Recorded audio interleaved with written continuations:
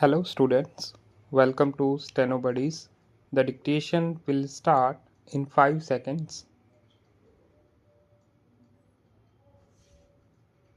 Sir, several questions raised regarding the Defense Ministry and the External Affairs and Irrigation Ministries have been clarified by my colleagues from those ministries. My task, therefore, has been simplified to that extent. Before I go to the questions financial and economic raised by several honorable members, I should like to clarify one or two points which are more administrative than economic or financial. One of them was raised by my honorable friend. He raised the question about the recruitment by the assistant superintendents, departmental competitive examination, and particularly about the examination held in 1960. He said that about rupees 6 lakhs were spent for the 1960 examination, and later it was declared that no vacancies were available.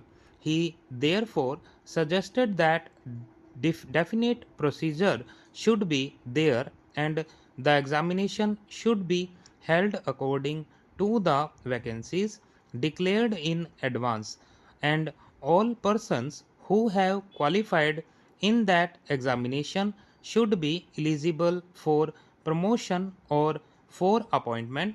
Sir, I do not know whether the honorable members knows how these vacancies are filled. He probably refers to the section officers grade in the Central Secretariat service. This is filled 50% by direct recruitment and 25% by departmental competitive examination open to the assistants. The next lower grade, and the rest 25% by promotion of the assistants on the basis of seniority subject to fitness. The examination, therefore, that he was referring to was a departmental competitive examination for filling 20% of the vacancies. It takes about 1 year for the Union Public Service Commission to declare the results of the examination. From the time they take up the question of the examination, it is not therefore possible to declare the number of vacancies to be filled in from the very beginning. To declare them just when the results are out is more realistic, and that is what is done. Sir, if the examination is treated as qualifying examination, the number of persons who will thus become eligible for appointment will be quite unrelated to the number of vacancies to be filled in, and then the very situation which the honorable member wishes to avoid would arise. It would not then be possible to hold any of the examinations at regular intervals, and promotions against this quota would become very fitful.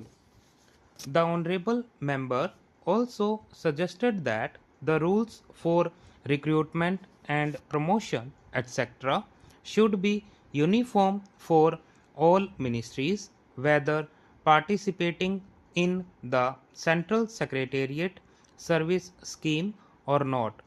It must be, and this is so, except for the Ministry of External Affairs and the Railways. These have different rules, but these rules are very much similar and there is not much difference.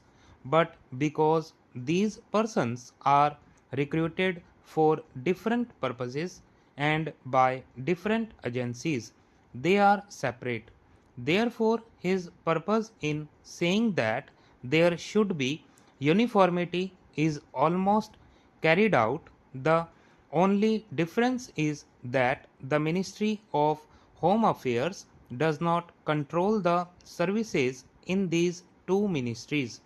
Then, sir, questions were raised about backward areas and the backward states, and also about the city of Calcutta.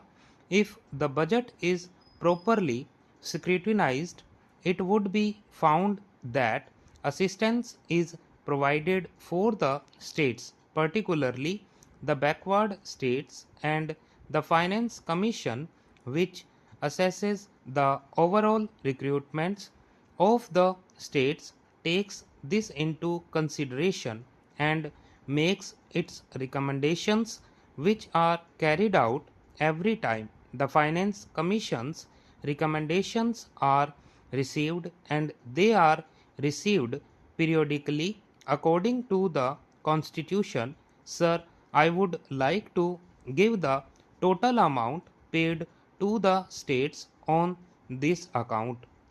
The main objective of planning is to create conditions in which living standards are raised in a sufficiently reasonable level and all citizens are given full and equal opportunity for growth and service. The plans seek to provide a balanced emphasis on increase in production and employment.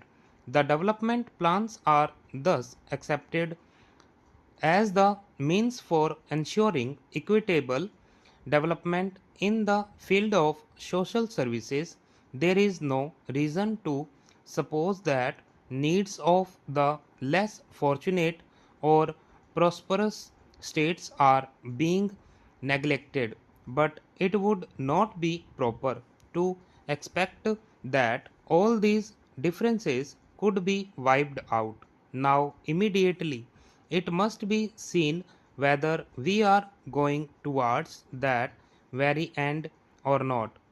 We are deliberately going towards that end, and we hope and trust that in course of time these inequalities would be wiped out. If not completely wiped out, at any rate they would be lessened.